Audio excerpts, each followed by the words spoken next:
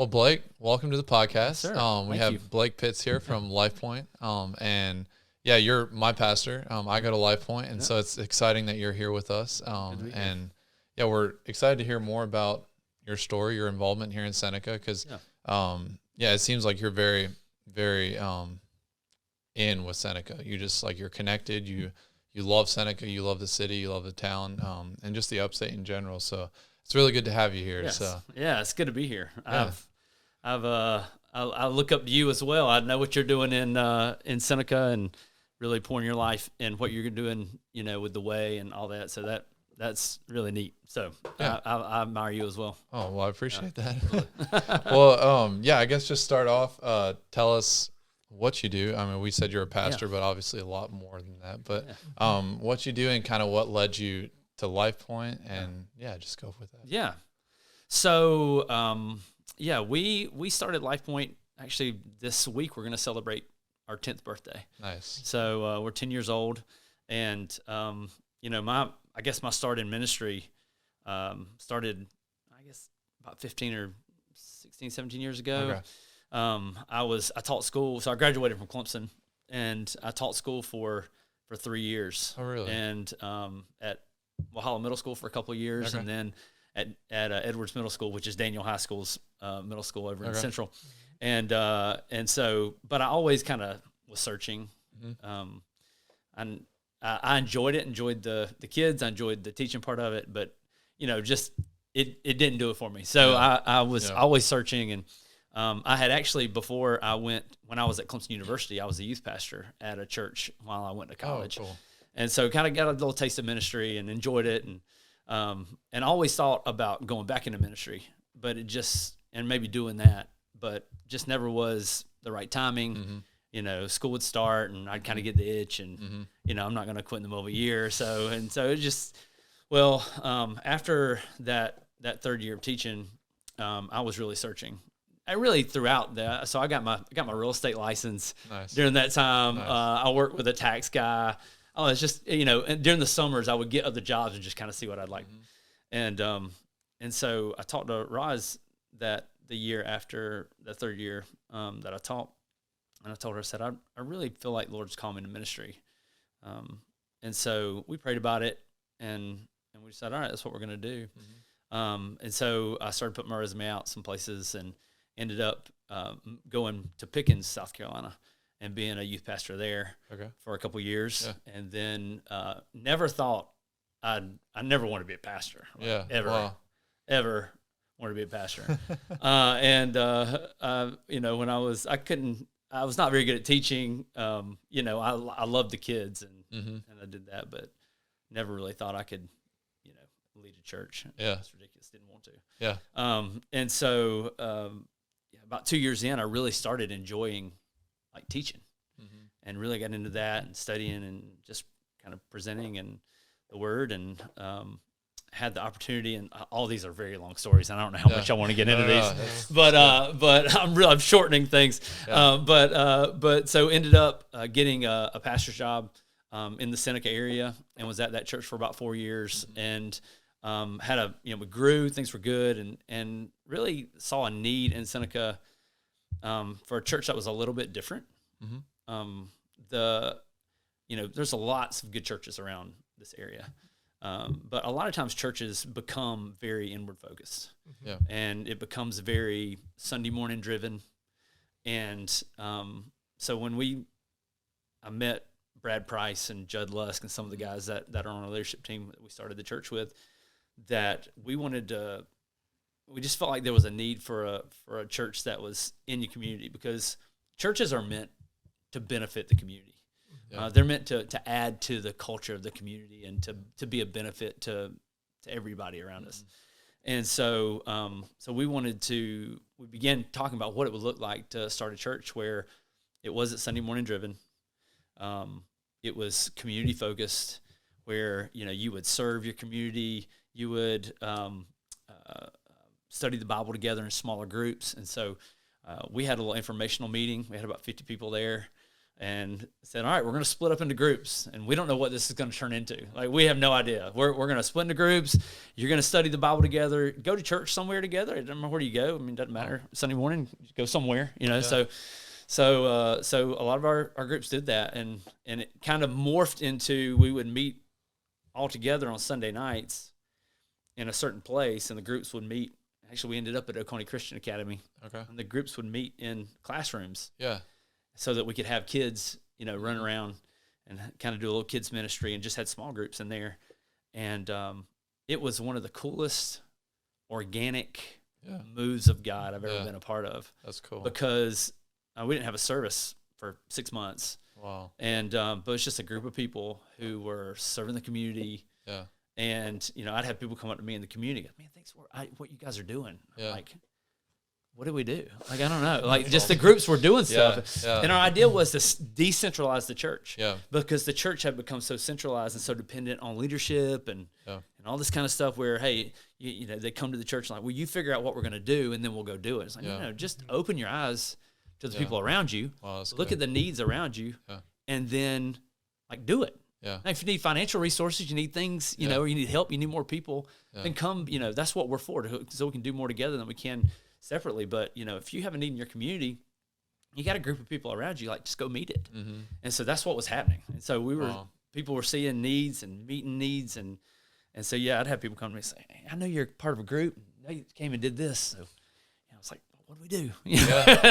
They tell us. So backing up a little bit, like, at this point, you would have considered yourself a pastor at the church, or when did that happen? Yeah. And how did even the leadership of those different groups, what was the structure there? I guess I would be considered the leader of it. Yeah. Me and Brad Price were the first two guys who were technically on staff. Yeah. Right. And so when we started, we were financially supported by a group of people who wanted to see something new. And so we were able to do that and just put our focus and attention, and none of us really knew what it would look like. Yeah. We didn't really know if we'd ever have a service on Sunday morning. We weren't really focused on that at the time.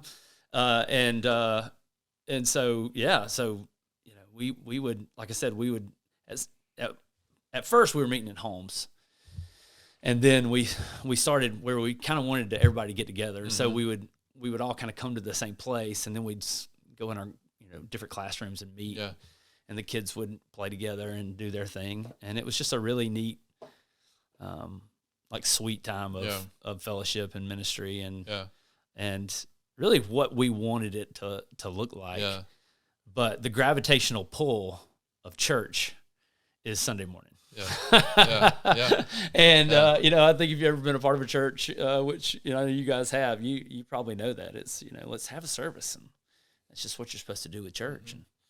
And we did want to do that. I mean, you know, in the book of Hebrews, I think Hebrews 10, you don't forsake gathering together, and that's important. But we wanted Sunday mornings, when we started doing it, to be a celebration of what was going on in our groups during the week. Yeah. And so, and that's really what it was. You know, we want to get together, be on the same page theologically. We want to teach a little bit. We want to worship God together, and then we just want to celebrate what was going on. Yeah. And so when we started out, our goal was to be like a church of life groups. Yeah.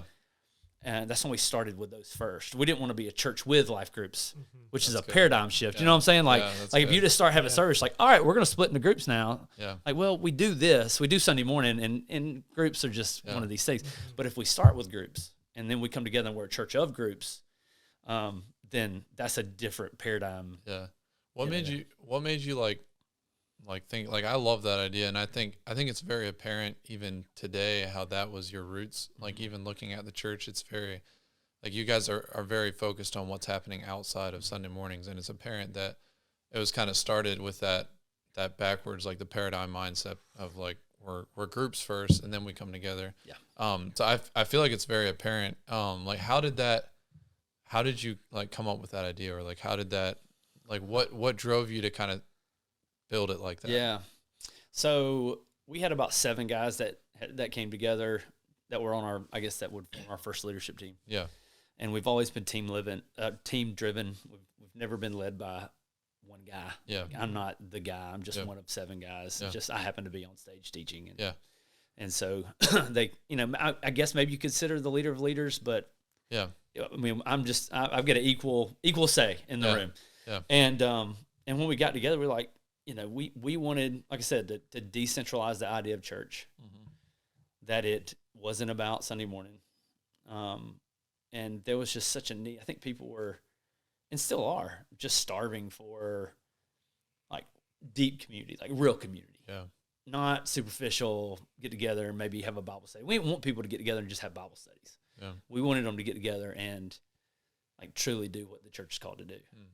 And so that was just when we started, and we didn't even know what we would do. We didn't have a place to meet at first. We had nothing. Yeah. Right. So it was just, let's get people together and put them in groups and let's challenge them about if we do ever have a service, how can the church grow with just the people of God, the Word of God, and serving? Yeah. Like, can we grow that way? That's good. Yeah. Without a pastor, without to depend on, for to get personality fed. to draw. That's right. In, yeah. That's right. Without a charismatic guy to draw, without bands, without speakers, without, can the church grow? Because this was right in the middle of the mega church. A lot of mega churches. You had Elevation and New Spring was close, and you had so we were kind of like the anti that. Like we don't want to, and so we wanted to make it smaller.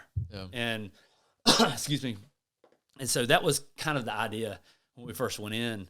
Like, let's just see what happens if a bunch of people, sees a need in their community and then goes and meets it, and doesn't have to go through 100 channels. Yeah, because that's what happens in church sometimes. Church gets so structured and so organized that it ends up putting up barriers to ministry. Yeah, and so we just try to begin to remove those. Like, you just remove those barriers, and then the flow of ministry just kind of happens when you enable people and empower people to do it themselves. When they constantly feel like they got to come back and ask somebody, "Oh, can we do this? Is this something you think we should?" No, like, just do it. If you see it. I think the other thing you see in churches today is if it's so rigid in its structure, you, as the church grows, you end up with a high percentage of people who are doing nothing. And a very low percentage of people who are actually able to use their gifts. And therefore you push out all of your young leaders and your young teachers, because they will go elsewhere to try to find that, or just kind of dry up a lot of times, unfortunately. I'm really intrigued with this idea, because, I mean, I know, Mike, you're probably somewhat familiar with the situation, but I think even me being out of the community for a while and then coming back in, I started to hear about, I have friends that go there. I've never actually even visited. But it's a really intriguing idea to me, I guess. I'm kind of fascinated with that. Well, the problem is we made mistakes. Like, we made mistakes along the way. So, we didn't always do what we said we were going to do. Yeah. And that's a problem. When we finally started having services, I challenged our folks. I was like, "Hey, can we double in size before we ever have a service?" Like with no service. Like, so we started with 50, 75 people who are interested, friends and family, people we know. And sure enough, by the time we had our first service, we had like 150 people. Wow! I was like, "Wow, this is awesome!" And so we started having services, and people started coming. And so we started having services in August of 2013. Okay. And by December, I think we had 250, 300 people. Wow. Yeah. And we were like, so now we went from trying to disciple people and build community to crowd control. Yeah. And because we're just trying to have services and we're just trying to do, and like, there's a synergy to that. Like, there's people get together and we're loading in, loading out every week because we don't have a permanent spot. And like, and it's fun, but ultimately we weren't doing what we said we were going to do. We wanted to be a church of life groups, and we didn't have enough leaders. Yeah. We didn't have enough places to meet. Yeah. Like, we didn't have, and so anything that we really needed, of course we didn't expect that to happen. Yeah. So we made some mistakes along the way, and sometimes we would get too focused then on Sunday morning, which is exactly what we said we weren't going to do. And so it probably took us 2 or 3 years after that to put the structure up underneath the people that God had given us, and say, okay, this is what God's called us to be. let's not really go any farther with this and until we do what we said we were going to do. And so we did that. And again, we're still, it's still hard. Yeah. Cause even with that, like when you have a great structure and a great base, like people are going to see that and they're going to be drawn to it, but then getting the contribution from those people then to like grab onto that vision. That's the tricky part, is because if there's 1,000 people that are all really excited about that idea, but then they all come and it's like, where do we go from it's here? A mess, then you're trying to figure out how to carry out that original goal just exponentially now. And then it requires more bodies, more leaders, all that. And it requires margin on the front end, which for the most part you don't have. Yeah. Like if you don't have margin on the front end, like if there's no margin, if everybody's maxed out and you're like, well, we don't have leaders, we don't have whatever, in order to put people in groups and make people, make sure that people are being discipled and groups are good too, but groups aren't ideal. And a lot of them, because then you got to train leaders and like there's all kind of stuff you have to do. Yeah. And so it's like, all right, well, who's going to do all this? And how are we going to get far enough ahead to where when people come, we have enough leaders and we have if there's no margin there, then it's just like seem like you're constantly behind. You're constantly trying to play catch up, and it's hard. And you just have to be like, Lord, I don't know what we're going to do. And so I think that's when you have periods of growth and plateau and growth and plateau, and you need those. Like you need constant growth is almost impossible. Like you just can't do it. And so it's hard. But that was one of our things, is we wanted to make sure that we were, and we still don't do a great job of it. But we did want to try to create margin to be able to take care of who we had. And who knows, maybe we're doing a good job of it, maybe we're not.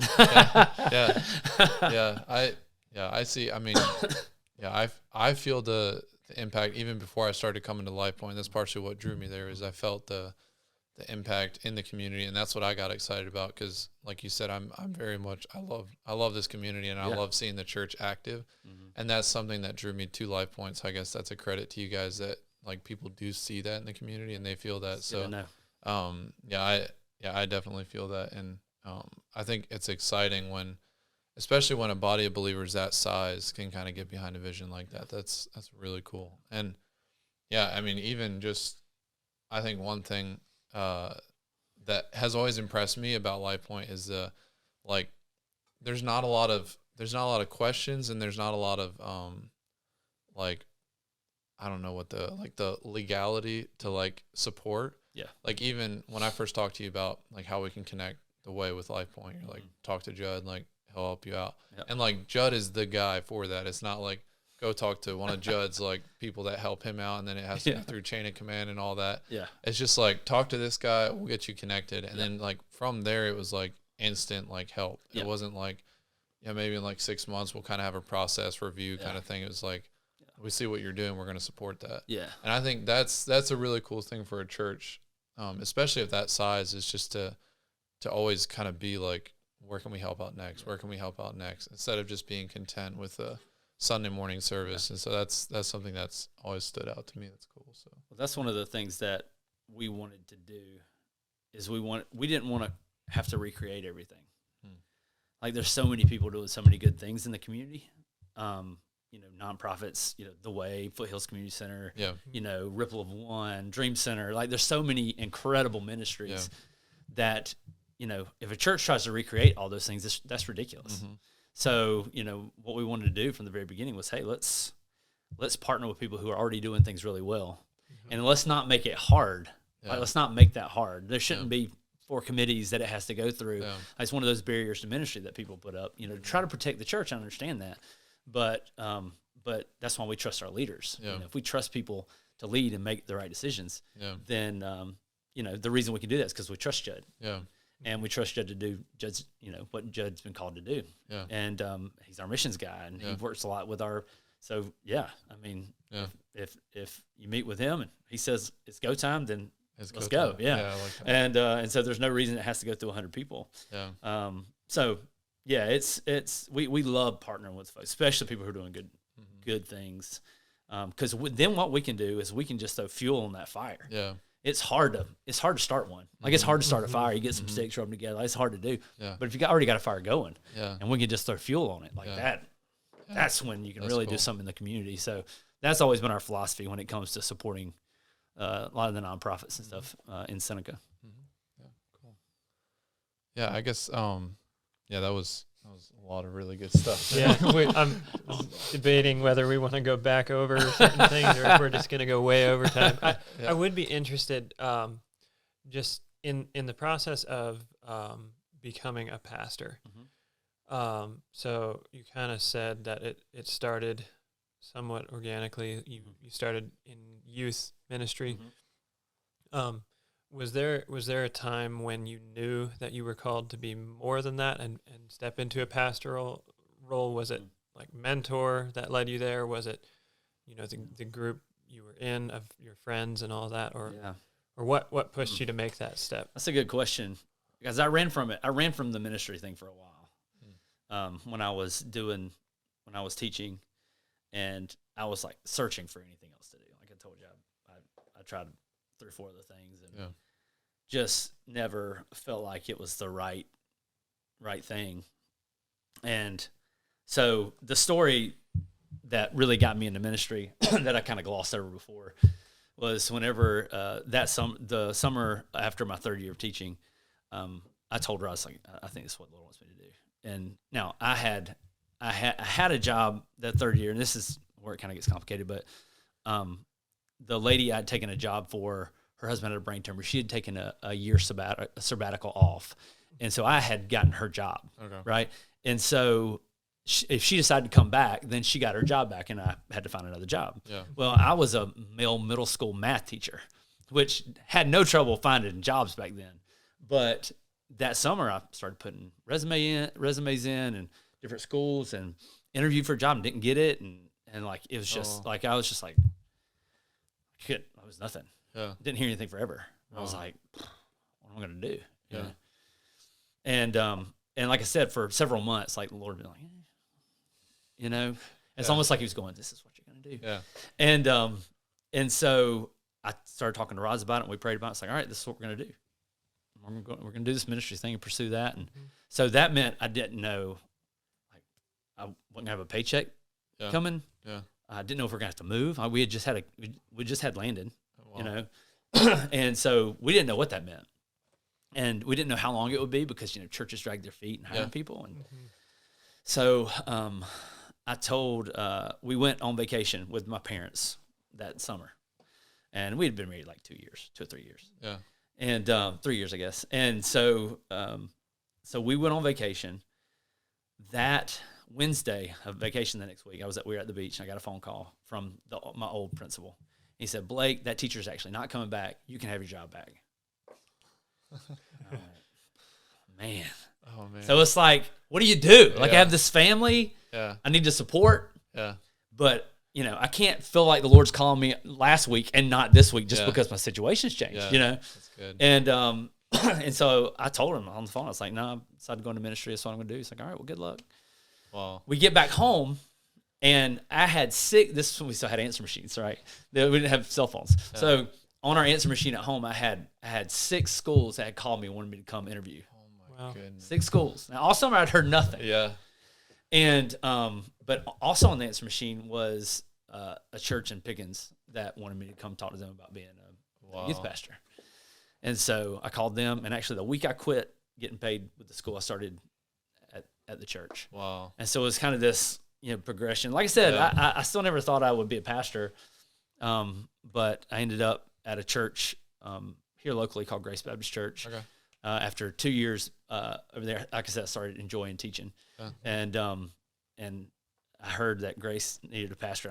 They needed a youth pastor too. Like they were looking for some staff, and one of our good friends, her mom was the search committee person. Okay. And it was like Roz had gone to my wife, Roz, she had gone to like a baby shower and had talked to our friend, and they're like, yeah, we're looking for a pastor or whatever. And so she was driving home. She called me. She was like, oh, I talked to Lindsay. She said they're looking for, I was like, oh, that's good. I didn't think anything about it. Yeah. Well, that night I can't sleep. I can't sleep. And so I just started thinking, it's like, you know what? Maybe the Lord's wanted me, maybe not. So I called Lindsay the next day. I was like, I don't know if this is going to turn into anything, but I can't sleep and I've just been thinking about this all night. And so she's like, oh, well, my mom's the head of the search committee. You'd be great. I'm going to call her right now. And so that started that conversation. I ended up there and anyways, and that was a good 4 years and it was a good time of ministry. But, after about 4 years, it was, we felt the Lord calling us to do this and something different. So it was good. Wow. Yeah. So what did you do at Grace? Were you a youth pastor? No, I was a pastor teaching at pastor. Grace. So I was, that's what I went to Sakona Baptist Church in Pickens as the youth pastor. That makes sense. And then ended up going to Grace as their pastor. Like I had never even preached before. Like maybe if you count how many times I preached in front of more than 15 people on one hand, and so it was like I was green and I don't even know what I sounded like, but they hired me. Yeah, and it was a good time. Cool. But yeah, it's wow, that's it's crazy how the timing of all that, like you going and then you getting the call from your old principal and then coming back and all, like that's wild. And I don't know if it was the Lord testing me or the devil tempting me. I don't know what it was. Because it can certain people may feel like that might be an answer to prayer the other way. Of like, okay, maybe I thought I was going into ministry, but okay, maybe that door is closed. But you being faithful to what you felt you were being called to, even though there were all these things that were like seems like obvious answers, but you still felt that nudge, and that's cool. Because without that, who knows where it would have been? You could have been still a math teacher. That's right. Who knows? That's right. So, that's awesome. I guess we answered quite a few of those questions. I really want to dig in a little bit. I love hearing these people that we maybe think I don't know, like that they just live so much different lives because they're involved in ministry, but a lot of times their lives look very similar to us. And so I just want to hear what does a normal week look like for you? Is there such thing? If there, I know. The last time I asked that, I forget who I asked that to. I think it was Tim, and he's like, "Normal week? What's that? I don't have a normal week." But just a blip of you're Monday through Friday, work week or just life. Well, I guess kind of in general. If you had to, if you are in your mind kind of plotting what next week is going to look like. Yeah. What's coming up, and even if it's just so these days I'm leaving margin for some activity. Yeah. That's kind of how Tim ended up. Yeah. So you never know what's going to fill that, but he kind of knows. Yeah. You kind of know your general schedule, I guess. So what I try to do, I always try to leave time to get in the Word every day, to work out, take care of my body, and mainly those two things. I want to take care of my spirit. I want to take care of my body. I want to take care of my family. Right. Yeah. So those are the things that they always kind of take priority, and those have set times. So try to get in the Word in the morning. Try to work out I usually work out about 3:00, and then family times in the evening. We have practices and all that kind of stuff, games, and I have had Landon. We just took Landon to college, which is a completely different story. Oh wow! But my oldest, so we've always had 2 or 3 kids playing ball at the same time, and so it's always crazy. But usually chauffeurs. We're chauffeurs normally in the evenings. But what I've learned about myself, and I really think this is true for everybody, is that we have 3 to 5 hours during the day where we're really productive. People work 8-hour work days, but people aren't optimally productive. Yeah. And I guess to give you a little context on how I set up my week, everybody at our church is bivocational. Okay. So we all have another job. Yeah. And that's by choice. Yeah. We wanted it to be that way. We wanted that to be our culture. We didn't like the idea of a professional pastor. So we all work part-time at the church and then do something else. And so I split my time. So if I'm going to be efficient, I have to be efficient. Yeah. And I like it that way because, I like the fact that I get to get outside of the church and do something else with people that I normally wouldn't be in contact with inside the church. I like the fact it seems counterintuitive, but it actually leads to less burnout than if you just do ministry, because you actually get an outlet to do something else that you love. And so so I try to set up my week to where Sundays is church, and we have church on Sunday morning. We have 2 services on Sunday morning. And so I teach and I go home and I sleep. I take a nap, and then I get up, and sometimes I go to Wave, our student ministry, and hang out there for a while. And sometimes me and Roz go out on a date that night, or sometimes so that can look different. And then Mondays are staff days. Like we do staff meeting, we do teaching team meetings, we eat lunch together, and then I just try to decompress from Sunday. Yeah. Usually I'm pretty brain dead on Monday. Just don't want to think about much. Yeah. And then, so Tuesday mornings, I try to set aside time to do my other job. And so I do, in the mornings, I usually do that. And then Tuesday afternoons, I start trying to study for the next time I'm going to speak or the next sermon I'm writing. And like I said, we team teach, so we trade in writing and all. And so usually we try to stay a week ahead. So I'm not writing for that week, I'm writing for the next week. Yeah. And so then Wednesday's usually a writing day. I try to write and do all that, so that we can teach halfway decent on Sundays, and then Thursday I try to do some work from other job, and then I will try to run through on Thursday afternoon, Friday morning, and then I try to play golf or something on Friday afternoons, and just do something that I like to do. And then Saturday's usually like family, all day family.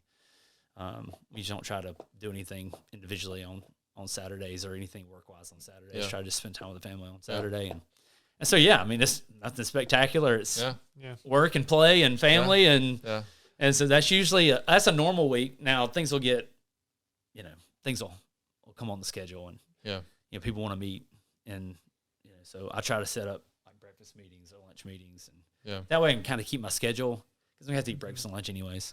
Mm-hmm. So try to do breakfast meetings and lunch meetings, and college students to come back to church, and so that's getting filled up a lot with college stuff.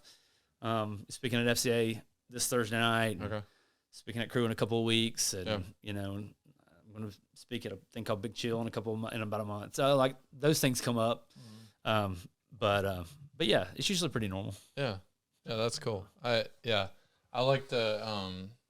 It seems like you still give yourself plenty of time for other things, and I think that's healthy. And even while being bivocational, it feels like you have plenty of time to focus on the things that are also important, not just. Yeah.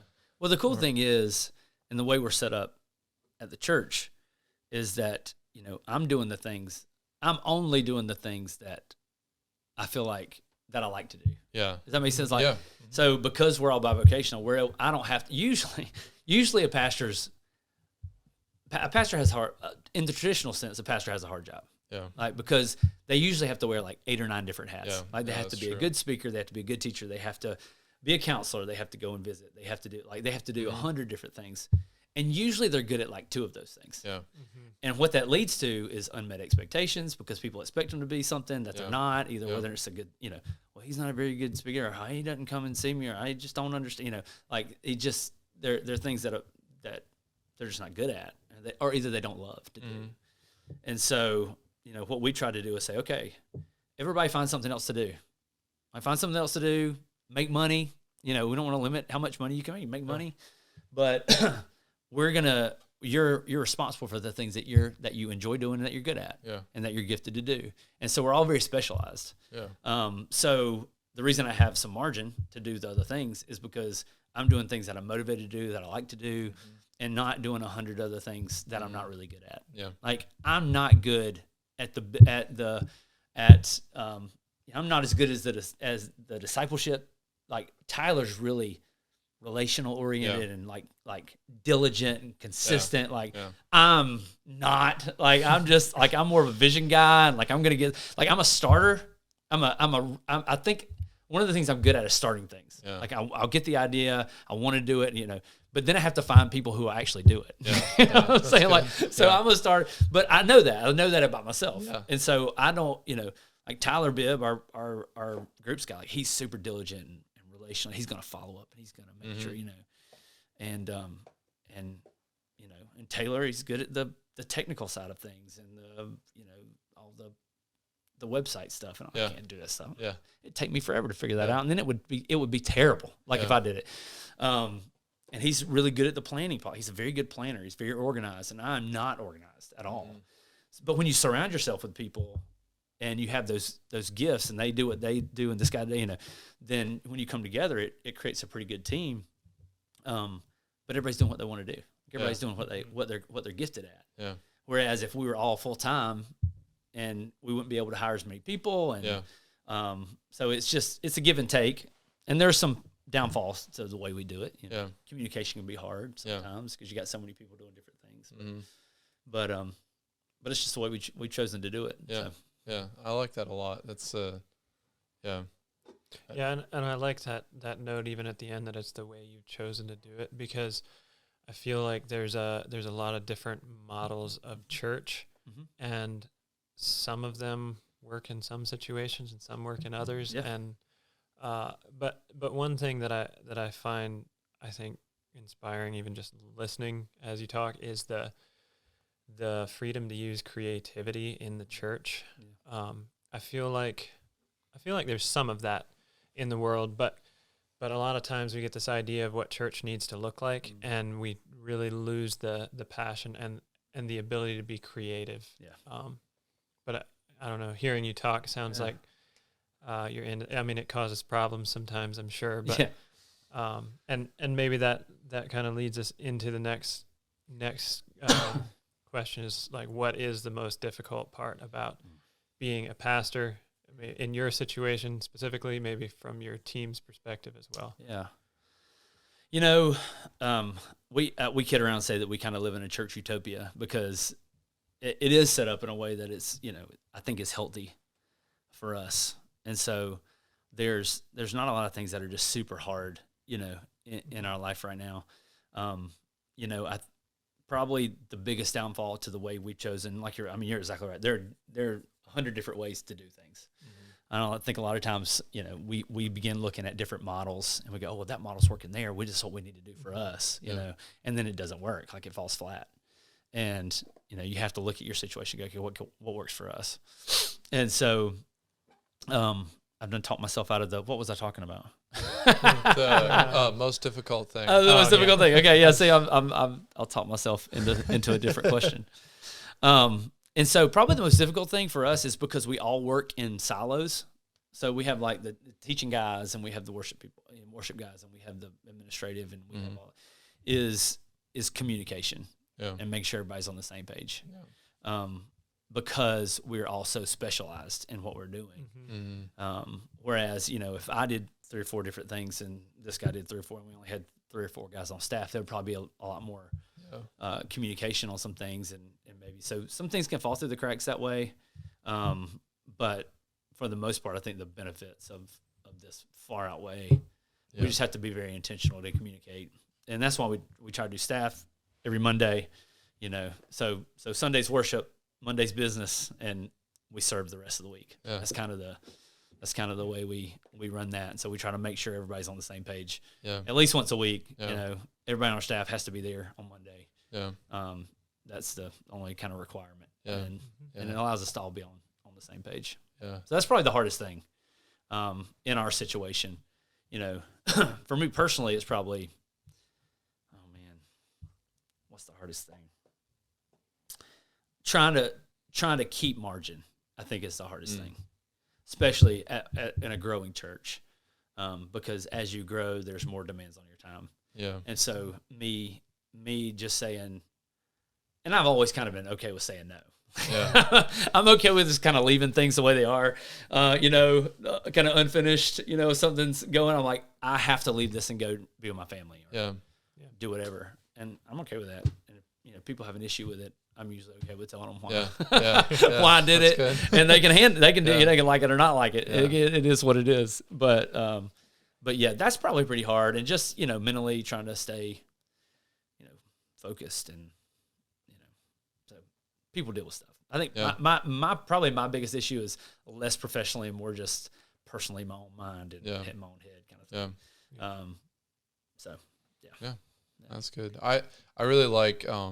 I think that's so important how you guys, like, you set it up one way, but then you also set up other ways to kind of like tackle those issues of like communication and stuff, like every Monday being all together. And I think as long as you're like, it kind of goes along with you, like you can kind of decide to do church a lot of different ways, or even like tackle things a lot of different ways. But I think whatever way you choose it like you said, but then you do it diligently to where you're looking out for what could be a hiccup here, what could be a strong point, what could be a weak point, and then kind of combating that with actually like providing simple steps to make it a little bit easier on yourself. Well, you got to be flexible, you got to be pliable, and you got to adjust. And honestly, we don't have any idea what we're doing. Yeah. Like when we started this thing, we had we had no clue. We still don't know. You know, people will think, "Oh man, you guys are growing. You must have it all together." We have no idea what we're doing.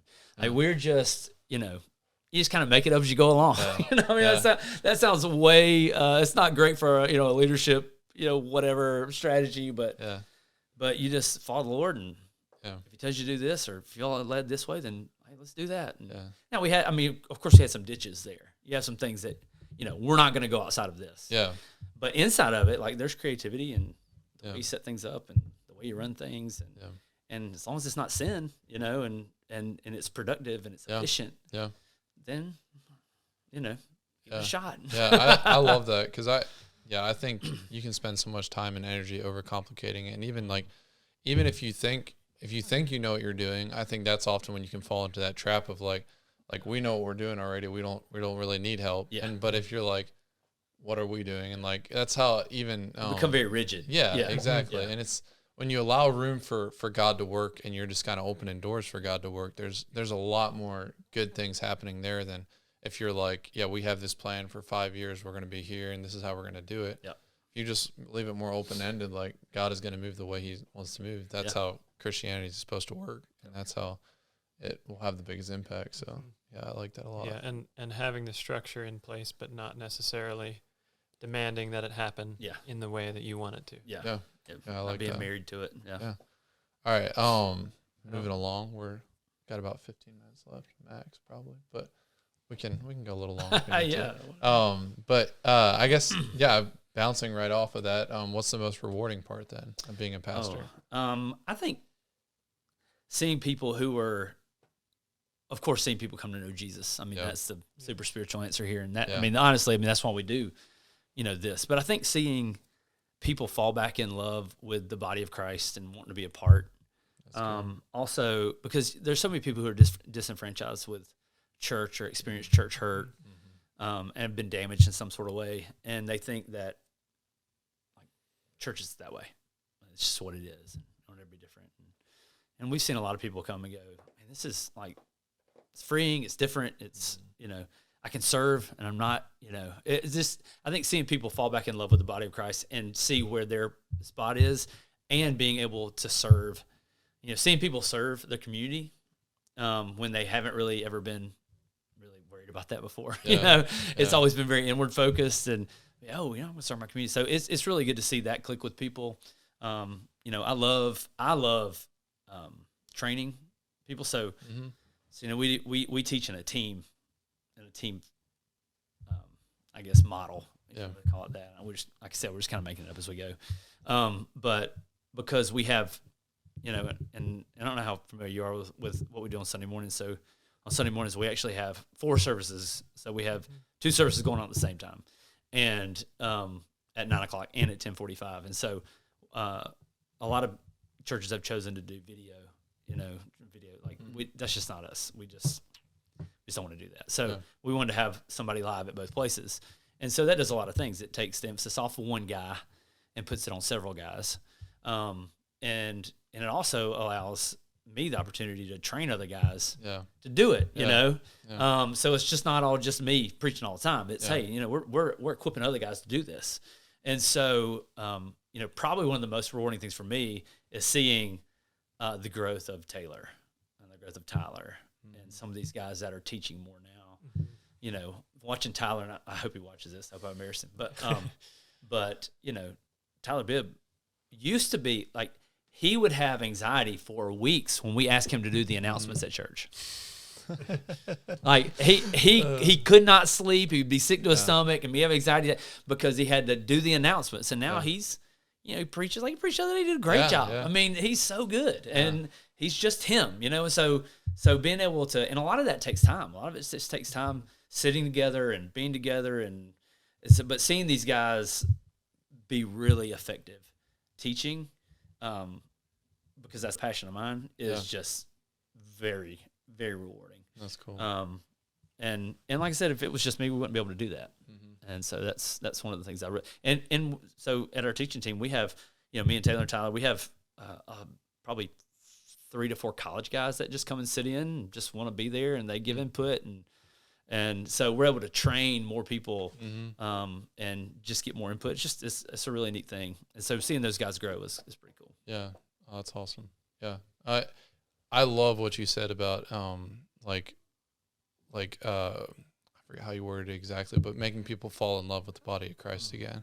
Because I see that so often. I've seen it firsthand where you interact with believers who are trying to find anything away from the body of Christ, but still they want to live out their faith, and they want to pursue a relationship with God, but they've been hurt so bad by a body of believers that they're just anti, big church. But I think what you guys wanting to draw people back into that, but with a firsthand approach of you're going to be out there in the community, and you're going to be hands-on, and you're going to you're going to get your hands and feet dirty. And I think if you can create an atmosphere in church that you're drawing people back into that big church, and giving them room for creativity, giving them room for service, that's really cool, because it's so healthy for people to be in a church. And you see it over and over again. When people leave the bigger church community, they start feeling disconnected. They start feeling alone, and that's things that it's so easy for a believer to feel that, and drawing them back into that and helping them fall back in love with the community of churches. That's really cool. So I love that. But yeah.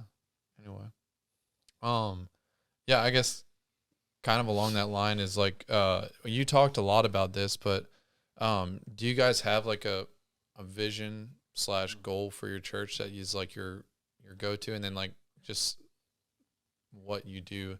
I mean, you talked a lot about that in your small groups and stuff like that, but I don't know if you want to add no, I mean, our our vision statement is to multiply disciples and to multiply churches. I mean, that's ultimately what we want to do, is we want to multiply disciples. And what we've found, we started off real hardcore groups, right? I mean, we've talked about that, and we still believe that's probably the most effective way, because we can have a good time on Sunday, but if we don't push people to get involved with a community, if we don't push people to get involved in the community, then Sunday's just a service. We're not a church then. It just is what it is.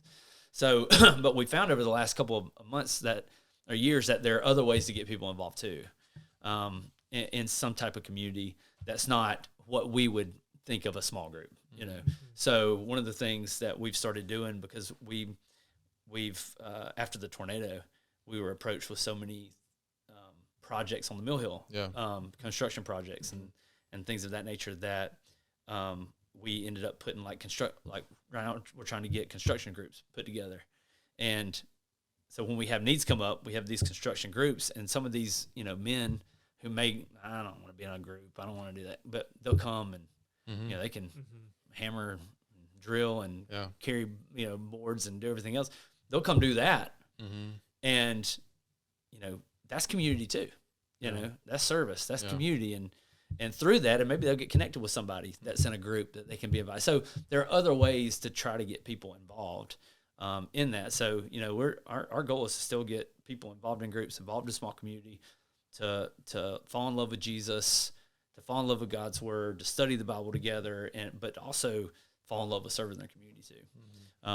And we can do that as a church, but when you get a certain size, it's hard to have a serve day, whatever, because people go, I got enough people to do that, I don't need to do that.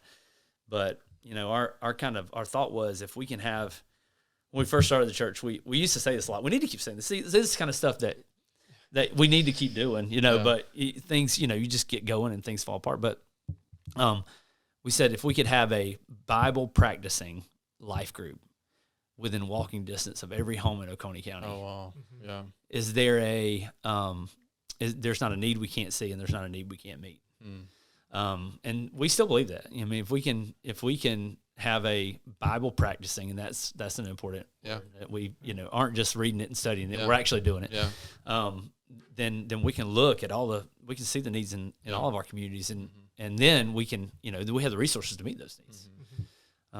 And that's why having the resources to meet those needs are important too, because if we see them and we don't have the resources to meet them, that's not always money, that's not always building stuff. A lot of times that's emotionally, and that's mentally, and that's, counseling, and that's just love, for people to love the other people in their community.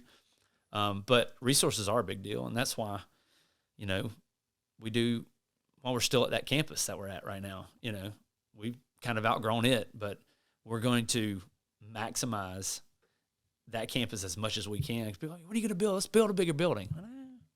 Yeah. And that was one of our kind of core principles when we first started. So we're not building a building. It's not going to do it, because I've been around and in too many churches who have gotten just underwater with building brick and mortar so they can meet one time on Sunday and forsake their community. And so we said, we're going to spend as little money as we can on our facilities.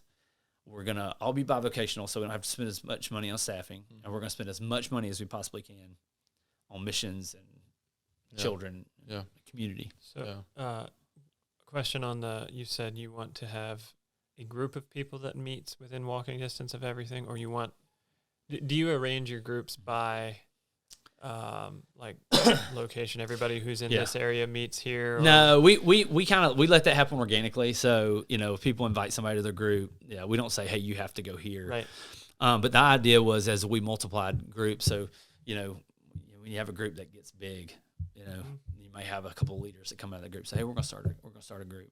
And that's what happened, especially, first few years, we'd have leaders that actually started like 5 different groups. Like they'd start this group and it would get big enough, and they'd go start another group and it would get big enough, and they'd go start another group and it would get big enough. And so they just kept doing that. And we were thinking, man, if, we can multiply enough groups so this is more of a dream, than at this point a strategic goal. Cause right now we're like, hey, if you'll be a host home, then we'll take it. Right. We're not, and if we could get them right now, we have, when people come to the church, say, hey, I live in Salem and I want to get involved in a group. Do you guys have a group that meets Salem? Well, yeah, we have a group that meets Salem, so they'll go, do that. So, but that's definitely a dream that I would love to see come true one day. Is to have a Bible practicing life group within walking distance of every home would be pretty cool. Yeah, that's awesome. Yeah, I guess we'll wrap it up. This is one question that stays consistent throughout the whole podcast. Okay. At the end, we try to end with this. Okay. And we've gotten a variety of different answers. But what is one thing the world needs more of, and why? That's a good question. I think the world needs more men who are steadfast and faithful to the Lord, to their church, and to their families. I think part of the issues that's going on in our world is because men have dropped the ball. And if you look at the stats on, children that, end up finishing high school and going to college, or children who end up in jail, or children who end up on drugs, or whatever, it's almost overwhelming because they don't have a dad in the home. Yeah. And so, if you have men that are faithful to God and faithful to their church and faithful to their families, you end up having Mike Deaners that start ministries like The Way. We need more Mike Deaners in the world. We need more, we need more men who will step up, and even when it's hard, and even when it's not what they like, and even if it's not their preference, who will stay steadfast and who will persevere through the tough times and set that example for their families. And I mean, the family was God's way to evangelize the world. He created Adam and Eve. He said, be fruitful and multiply. And they were supposed to tell their kids about who this God is. And they were supposed to tell their kids. So the family was God's first institution to spread his name to the world. Yeah, wow. And I think men have kind of, are too, I don't want to get on a tangent, but, are too busy with video games and pornography and, all this kind of stuff to where, they're not ready. They're not ready to lead their families. They're not ready to be men. And I think we need more men, and that might get me in trouble with everybody in the internet world. But it is what it is. I like that. So we'll clip that as our intro. No, I completely agree. And I think from a practical side and a spiritual side, I think it hits on both of them. Like the need for men, and the practical side, like you said, there's statistics that show that like men in the household, like fathers, are so impactful. Yeah. And just having a dad in the household is huge. And then also the spiritual side of what you said, of like the family being the way you're supposed to evangelize to your family, point them to who God is and who He is. And like even firsthand with a lot of the kids that come to the youth center, they don't have dads in the house, and it's it's sad, but it's the reality of it. And like if men can step it up in the church, that's the place to start, and leading our families. And that's so good. Yeah. Well, you look at what you guys are doing over at the Way. You have all these people who don't have father figures, but you're able to step in, and if we are men who are faithful, who take care of our families and have enough margin to do stuff like this, where you can be a father, at least be a father figure to people who you give them something to look up to and go, hey, I don't have to keep going down, this road. I can, be like that. Then that's a really cool thing. Yeah. Do you have anything else to? I don't think so. I've been just super encouraged. My mind has been like running around this entire time, like thinking of all these awesome things. So, I'm hoping that from this conversation, there's other people that have kind of felt the same way. Even the need for community in a church. Even if you're going to a big church, like you can still find community and still serve places and get excited about that. And there's so much you can do. And even just, I love what you were talking about, like pursuing that creativity in the church in that space, and like doing it a different way and trying it out. And it's been really cool to watch, like to see like what Lifepoint has been able to do because of that. And so, I want to encourage you. I mean, I don't feel like it always feels weird when I'm saying I want to encourage someone who's like, seems like you're a lot beyond me. So, no. I want to encourage you, and I think the fruits of Lifepoint are really showing in the community. So I think like keep it up, and I'm excited to be a part of that, and it's a good place to be. So, anyway, I think we'll probably wrap it with that. Yeah. Thanks for coming on. Thanks for having me. Yeah, it's been fun. Anyway, cool. That's a wrap. Alex, are you awake? He fell asleep.